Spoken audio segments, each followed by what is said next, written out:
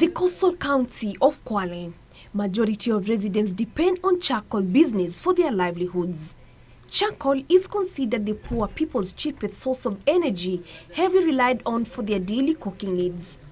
For more than 20 years now, residents here have been cutting down trees for charcoal production without considering replacement of the trees.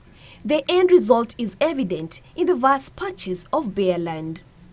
It is a region that receives low rainfall, a situation that has further aggravated desertification. However, this trend is changing.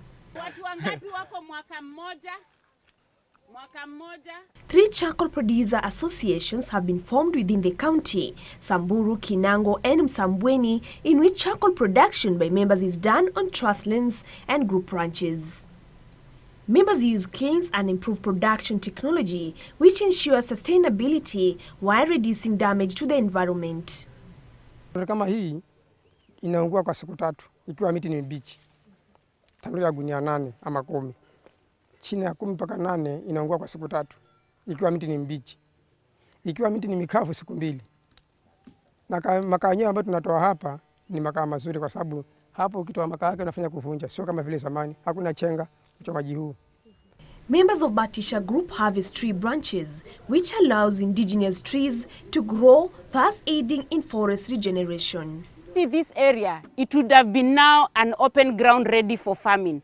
But now we can still see some vegetation growing, because now once it rains, this one will get another branch coming from here. And that's how we continue getting a sustainable source of our material for production of charcoal. Nafasi Mfahaya, the Kwale County ecosystem conservator, says charcoal burning need not to be destructive. We must secure our forest. And it is at only time when they are moving their goods that we can verify actually it's coming from the trust lands, it's coming from private farms, and not coming from our gazetted forest, which, as we know, they are the source of our water towers. And if we are not careful, we leave everything at chance, then we might find ourselves losing our water towers only through charcoal production. Previously, charcoal burning has been a semi-legal practice riddled with corruption. Community members also complained of harassment by area chiefs, while the police always demanded bribes to facilitate transportation and sale of the commodity. The groups did not have any responsibility to ascertain sustainable production of charcoal. But with this, we can measure how many bags have come from each group, which now gives them the right target of planting.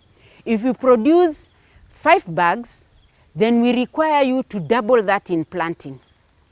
This one, together with the protection, then we are assured that with time, we will be able to manage a source of raw material for charcoal production in the whole of the production areas.